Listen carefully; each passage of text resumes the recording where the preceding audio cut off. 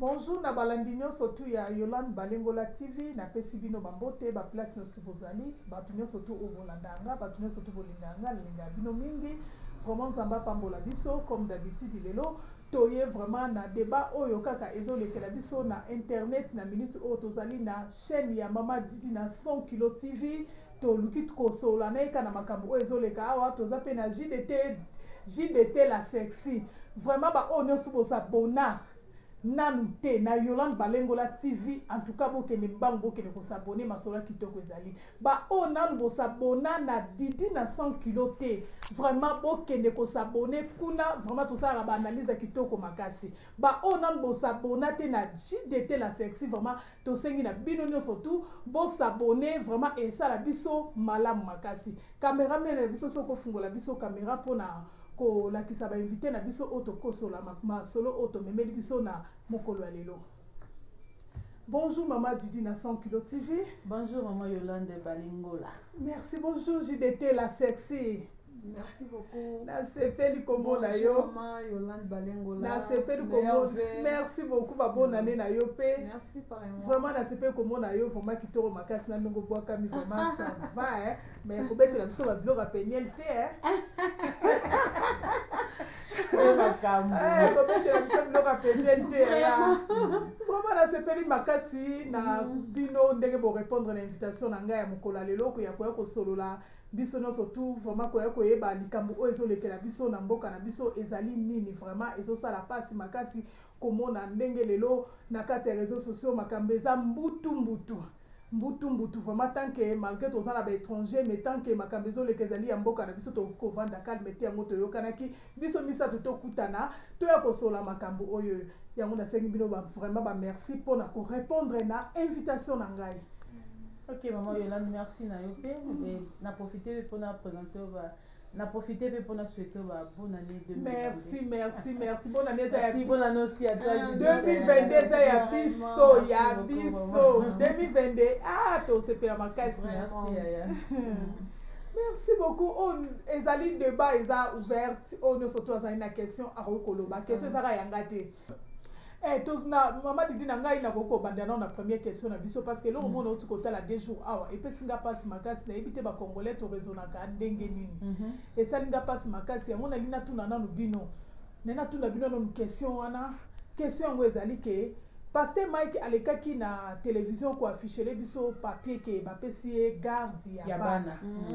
garde ya bana mais après cela na komona mama ya bana na yeye moko aleki alobi non sensi a démentir ango et puis na suka fingi yeta misapi et puis tous les oui tous les bateaux presque bateau belé bazoleka bazako finga Pasteur Mike na ebité est-ce que Pasteur Mike asala ki mabe ya ko leka ko présenter biso ke ba pesi garde bana est-ce que ça ki mabe to malamu so ko répondre ngai pe na non pardon Yaya na zona liloba en tout cas na point na Pasteur Mike alamba la sala mabe te c'est ça. Et donc, il faut pas me quand que peut comprendre yes. Peigner ton ça vous obane na ba réseaux sociaux. Ba finga peigner les mon côté non. C'est ça. Tant ba finga peigner. Ba sanctionna parce que ma kalamba na kati. Ozomona. Na ebandeli no makambo tongo ebandaki. Tout le monde va condamner qui Pasteur Mike Kalamba. Que Mike Kalamba est mabe, abeta ka peigner, amena ka peigner vidéo. Yango sala ki peigner la sanini. Aki mane Kalamba azonga potonenga zonga qui paraît que Kalamba abetaki na zemi mais ezala batusu ba comprendre ki amozana batusu ba condamner ki Kalamba ya koka ko sala ba biloko abomote biso nyonso to condamner kai ba oyo finga na ndenge peñe la belaka en tout cas esalaka ba maman nyonso tout pas si to condamner ka mai akoko bete na zemi te mais ya pour moi non de to comprendre vérité voilà ya ngana bisa bato ba Hollande biso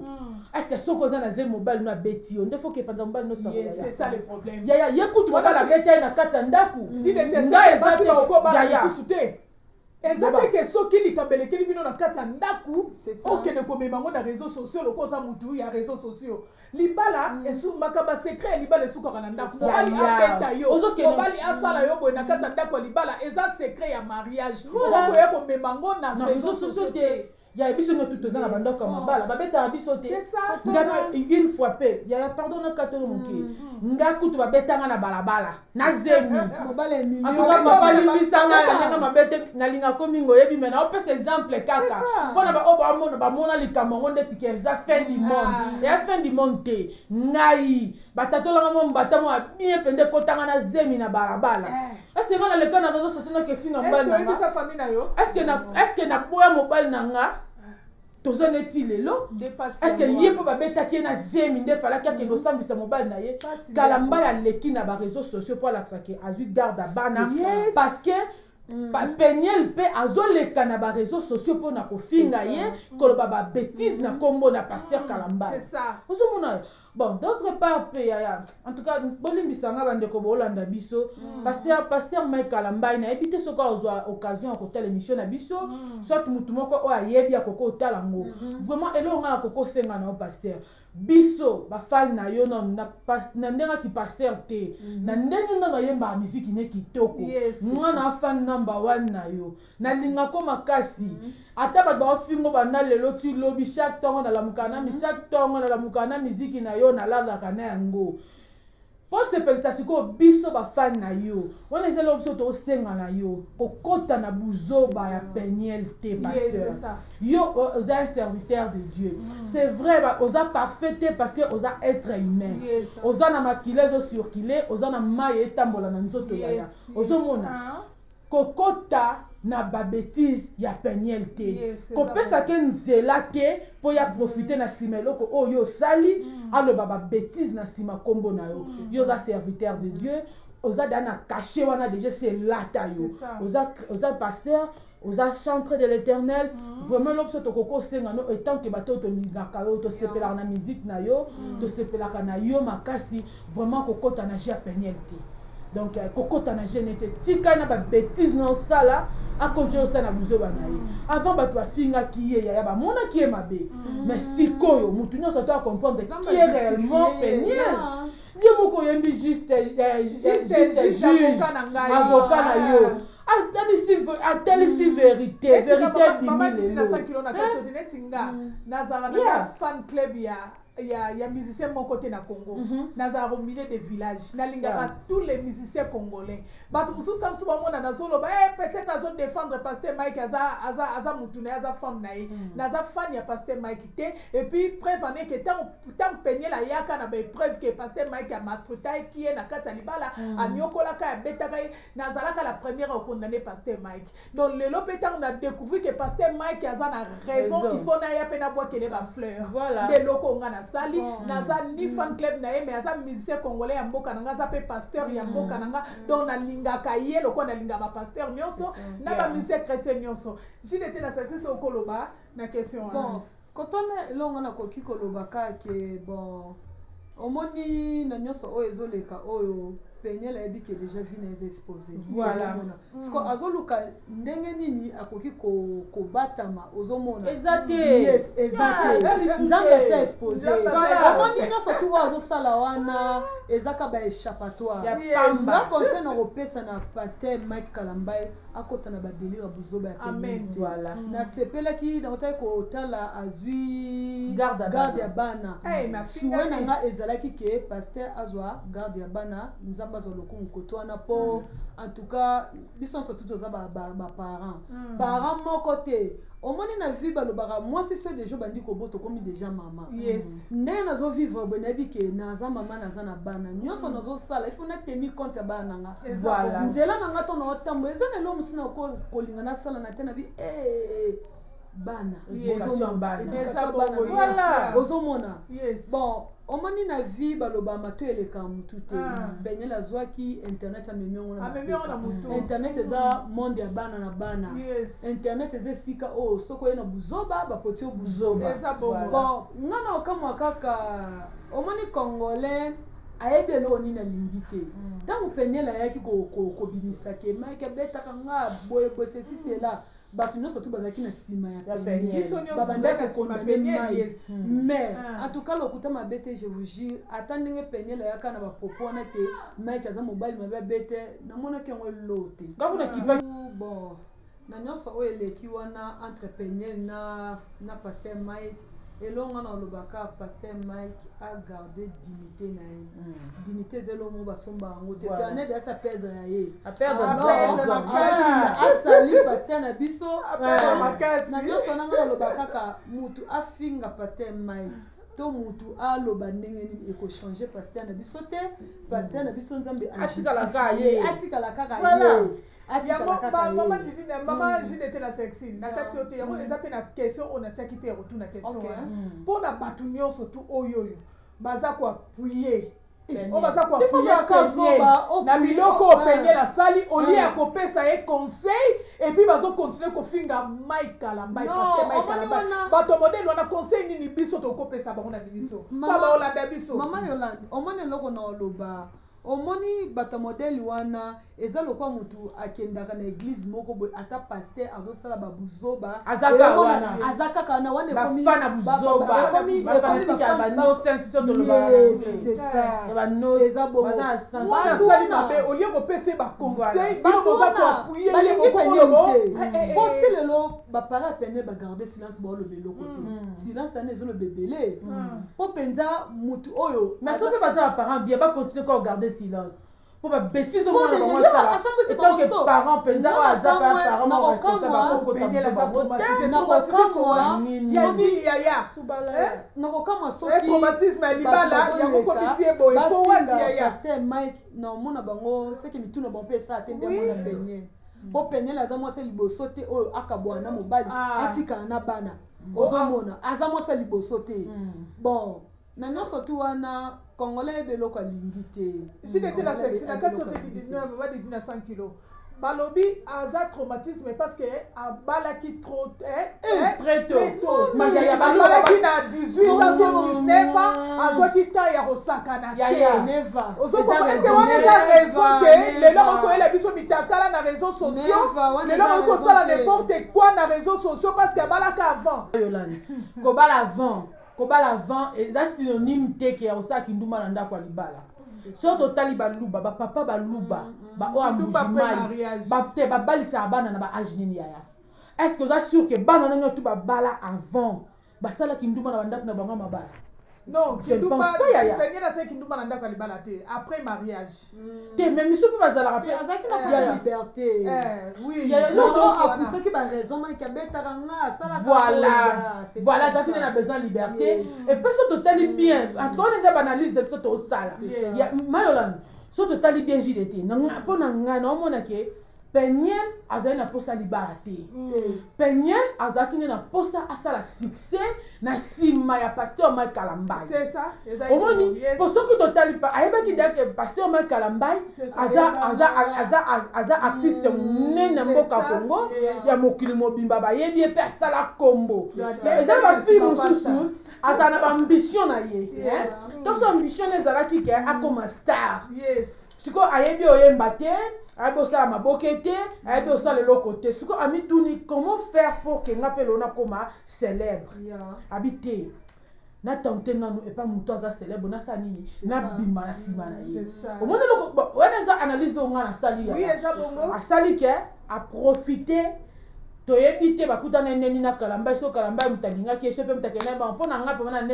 na ba comportement oyo azoko afficher nga na mona ke yenda kende ko provoquer Kalamba modelo ko lobi wana lobi Kalamba il paraîtrait ayela ka de cousine na ye alingaka ndamba la cousine na ye sikoyo baparent ya Mike Kalamba inde mutu batournage ya penye nde batournage mat ozoko bakola sikoyo mwana na bango na Kalamba na pasteur voilà babi paraîtrait kutu ke pasteur ayaka na Dallas batikelaka etante ke ake kotambola ta ye moko parce que ba dégâts Peniel eyebanaka déjà Dallas mokomoni soki batikelaka mwa liberté moko boye alingaka bandoyoka déjà ba eko ya Peniel alingaka stop donc libala pena normalement ezalaki nde ya cousine donc Peniel abetane mosindo soki natali bien kotwana ndenge baolobaki Peniel abalaki vierge c'est que pasteur omoni bato si balobi de eza pasteur Kalambai Mike Kalambai akoki koya koloba mabe sur mwasi na ete nga na ote kosala mo émission nalobaki vierge ou pas mutu ayebi sekango eza pasteur Mike ozo comprendre mais na respect na ye na respect ya mwasi na ye na respect ya bana na ye ata lelo mwasi akomi telatela boye mama bana akomi telatela boye akoki koya aloba mabe mpona peniel te siko eloko nga nazo regrete mobala aza kopesa mama bana na ye valeur moko mwasi aza na mote mwasi tala ete eloko pasteur a publié que eloko mwa mokeme yoka mwa epuis asuka fiki aloleta misapi yango yango nde alulaki misapi yango nde yango ndo profite na nsima nango yango nde komikolobana na minoko ya batu eza na sens te bon mayoyo eloko alobaki na question oyo opozaki ke na badega nyonso tu oyo ezoleka oyo babiki epenyela balaki mwa moke elo na olobaki nini omoni mwasi deja na l'âge ya 18 ans aza deja akomi deja mwasi aza capable okota na libala ozomona bon nakokoloba nini neti ngai Judith na boti mwana nga liboso na 18 ans na boti na 18 ans ozomona baloba soki mwasi do bandi ko boto komi na mukolo na bavi na nga le passé na nga nde na banda ko vivre na zaki ke omona ke muto aza posé te na tala omona ka ke fio ki bomwana na katine mais jour o nga na mona ke na boti na komi mama na zape na mwana o nga ifo na il faut éduquer ki bomoto yaki voilà mwasi so boti ki bomoto ete that is mean okotikalaka na oko changer te penyela zaki na posa ayebana omoni penye alukaki succès azwi succès na kosambwa omoni penye azwi succès na kosambwa elangi na sima po succès bien ezala eutaka panzana succès penye alukaki lelo tomoni na ba jide la succès omona minute oyo biso na bino ngai na bino tozala ba avocat du diable te loko bato o baza na carte internet baza ko appuyer penel ko ngai na bino faut topesa conseil topesa penel conseil siko conseil ni biso to kopesa penel na minute oyo na ba deli oyo ko sala ozo sala na minute oyo donc a continuer ka kolanda bato baza ko appuyer na le mal bazo dindise toujours na libulu to ye aza na posa ndeke ba pesa e conseil po yeba le mal oyo ya sala mais ya to ko pesa pe conseil le bon ça yo ka ni conseil Maman Yolande, est-ce qu'on dit que conseil obiso to pesa penel lelo toza bataliboso nde topesi conseil soki eza bavi na ye acontinue toujours dans ça babétise soki eza ke eza ngo bavi na ye te eke eza aoluka kaka buzz asala succès na internet mpo ayebi eloko oyo ye moko azoluka acontinue toujours na kosala ngo mais tokoloba kaka mpo na ngai peniel ozalaki mwasi ya pasteur Mike Kalambai oza mama ya bana ya pasteur Mike Kalambai soki eza choc nde bato baoloba yango nde epousse yo oza babétise ozosala maman essaie un peu de t'arrêter soki oza na souci ya kogarder dignité na yo te tant que femme soki ozolinga osalir pasteur Mike Kalambai po aboyi yo ntango so ozalaki na besoin bozala kaka po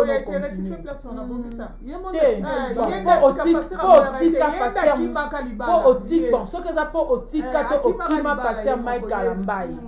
yango nde ezopousse yo osala babiloko oyo ozosala c'est bien mais eloko nga na osenga no eponga mpe na mama bana tala bana ata mpona mwa valeur ya mokie innocent bato bayebi eloko te bino yo na pasteur Mike Kalambai nde bosalaki ke baya na mokili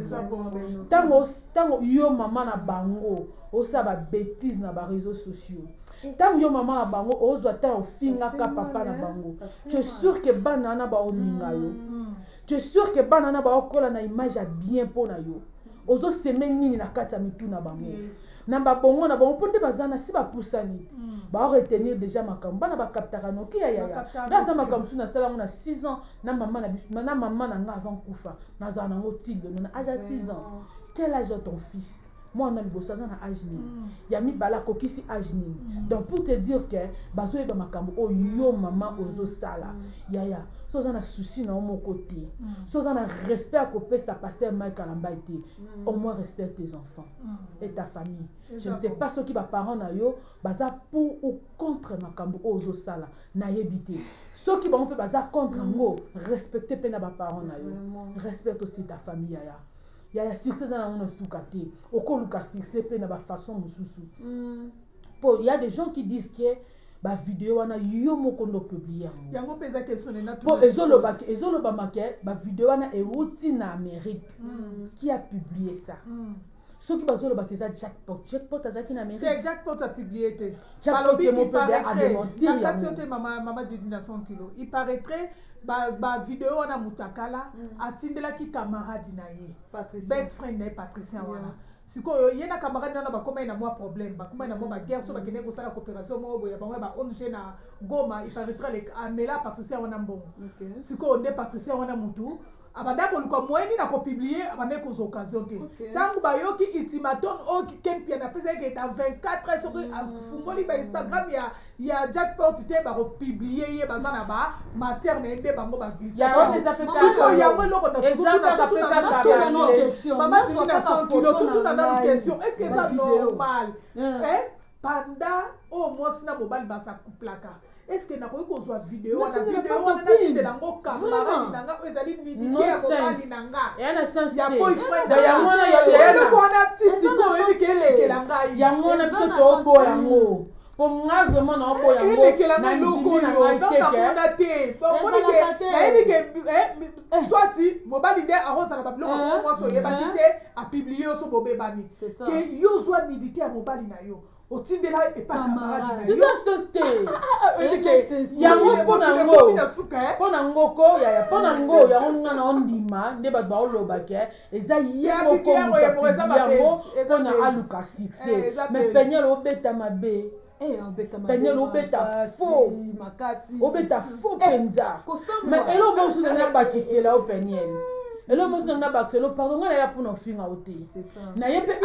sa conseil ya na yepe na luka polémique na libulu te biso tozo pese conseil parce que penye la sale na biso aza mona na biso aza ndeko na biso a mwasi tozo pese conseil parce que tolingi te ke mutu asali mabe to flupele ba fleur a oyeba deni ka sali mabe il faut biso to accuser ye po ayeba ke asali mabe na ndenge toza ko accuser tozo glisser pe na ba conseil na kati pour comprendre que asali mabe na ko na kati za na ba vie na ye tala publicité sala ki amutali ya ba kaleson omoni elo moko na olobaka ke Penel a calmé a se calmer po ali o azokende wana emema ye na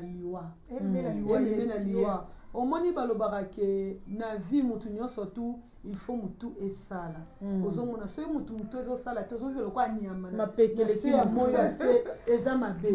omoni na nyonso tu o eleki na ba réseaux sociaux ndenge ba exposer tomoni biso nyonso tu mutu azangi yango azate biso nyonso tu tomoni soki pona nga na conseil onga nazopesa na Penel abima na mo mukina réseaux sociaux akokate ya mutalingi babisa abima a se calmer donc akima na nos réseaux sociaux azonga kati na ye moko Penel il faut amizonga kati na ye moko atala ke vina na eza wapi esika nini nazokende pona minute ndenge eza boye ata na ebite mobali nini olinga avanda na mwasi lobake alinga neka mindele abima nena mindele bo mutu penza ke azana ba parents neti biso to ba africain boy mobali famille ne rolinga ke baya ko bala mwasi lokwa Penel on takale se sambo na réseaux sociaux takala na sambo partout nana kolinga azabelo moko omoni avec les hommes pardon ban bali bazarata mitaka na bango bimi na ba réseaux sociaux ngana mona ndete bayoka asoni te na ba ke to mona ba artiste mingi na tanga na ba kombote pona se préserver ba bima ba mitaka na bango bima na ba réseaux sociaux ebele vile bango eza normal mwasi mobali asambwaka te eza normal mais openiel azoloba ne kaka mpo nde babaka question ya moto akwei na velo olati soni ana soni makasi nalinatuna binosu question réaction de mille esiko bozomona ndeni Pasteur Saoul question siko Pasteur Saoul Nicolas Mabé Pasteur Saoul Mani azobenge Pasteur Saoul oh est-ce que Ami Bendi le besuma mbapenyeli mingi te donc déjà détruit mwana eyini ami akomi komimesa siko ça fait mal hein mona conseil to kopesa peniel vers 2000 bon yaya en tout cas bon asa papa na ye tokaboli bango te siko ndenge nini akoki kotambola na papa na ye pour ne pas que azwe susu akoya sina libulu maman Yolande babi eza na papa mususu voilà katango ngako sena opesa peniel alikokata peniel abike babenda shuba za wana po Deniles emoka lobi na kati bino talobi bandaka mutakala peniel ebimi ba ministre bazobenga oh Deniles oka soni te abi bato basepela na mutakala do bato abapele mati lisusu est-ce que peniel okokata relation wana po ebike bato bazaka toujours na sima omoni peniel ndenge azana tant tokenda na bashop eza na biloko mosusu ezalaka mpona koteste voilà ye omeki mais tant olingo sokosoma oyo nani baciobesepozaki bon elongo nalobaka ke peniel mutakala na oui c'est vrai mibali baoya na bango mais mibali na baoya te po ba respecter baoyaka mpona badeli akomi na mwasa badeli akomi na kosaleka pasteur pétage na minute alobi omoni pasteur de Niles olobana pasteur pétage aboya pasteur de Niles ana pasteur de Niles kutu c'est moko boye wana naza na zemi ya mwana ngai ya misatu ya naloba je crois ba 2 mois 3 mois bon ponga na mtu ya bassin so na zemi evandanga na bassin oyeba te nazoyeba ke na ba 2010 ya ba 2010-11 ayaka Fridis afanda aona quartier pasteur de Niles afanda quartier biso tozali soko hotel émission ayebi Judith Ekofo alinganga donc c'est que yopo bimana pasteur pétage bon donc ezaka juste tele pasteur na ye nakoba nini ba pasteur de Niles ebe banzoto ba peniel yango oyo ba kama na bimana de Niles te na corgende ye oh na corgende pasteur Est-ce oyebo lisusu parce que avanda na quartier o biso kozala oyebi na pan shop avanda église nezala awa omoni na même na pan shop ya Rosentelville église nezalaka wana azala awa na mabele na basonia mais bande kopase bajournée ne mingi awa na Rosentelville mais yaya ce qui est vrai awa mpenza bande kosalela nzambe ndenge namonaki ye alinganga soki a hotel émission oyo ayebinga bien Judith Ekofo alinganga andabenga kutu na sexy atikala oyeba te nakota tembe te parce que banzoto pasteur de Niles alinganga parce que avant lelo tomona mutakala ya ye moko déjà ça fumisa ki yango alobi de peniel aza na tache te aza na ntango asalaka publicité sexy asalaka défilé mwasi ya bato ya ebe nzoto ne ndeni asalaka défilé déjà pasteur pétage aconfirme nzoto ya peniel abi nzoto peniel ebwakama neti ya jide te la sexy bon toyebi te ntango mosusu amonaka ngo déjà nde olobi toyeba te ça reste à vérifier moi jide te la sexy mais maman Yolande lo monga na naloba nga vraiment bon ngai tant que Didine 100 kilo TV makambo ba pasteur alinga vraiment te batusha ba wente nga mona ba kota na makambo ba pasteur te vraiment pasteur de Niles ndenga zawa na ye moko ai ba iloko osala so eza bien to eza mabe parce que ça tombe na ye nini 100 kilo chaka batushaka bango te bien si to boite mais tant pasteur okende mabe il faut kotalisa pasteur te papa ba ka congé na public te voilà baka congé pasteur papa na public te lokolo eza tozobenge pasteur pétage parce que eza kombo oyo ye moko amipesa na réseaux sociaux yango tozobenge pasteur pétage parce que ye moko mpe asepelaka nango mais toza na droit koya kojuge ye te bon toza juge te makambo osala ezomona na miso ya bato bon lokola yo alinga yo biso moko toconfirme biso ye moko mpe yaka otala video oyo akoconfirme banzoto ne déjà lingaka oyo ayebinga très bien ok c'est un peu ça soit je n'étais la sexy bien caméraman soit je n'étais la sexy bien parce que Denile sa otala je n'étais à sa place otika ye ka place otika ye pasteur azali aza na taba pasteur Denis te wana za pasteur déjà évolué makambo donc ça fait ça ok vraiment tokomi na sika tokomi koshite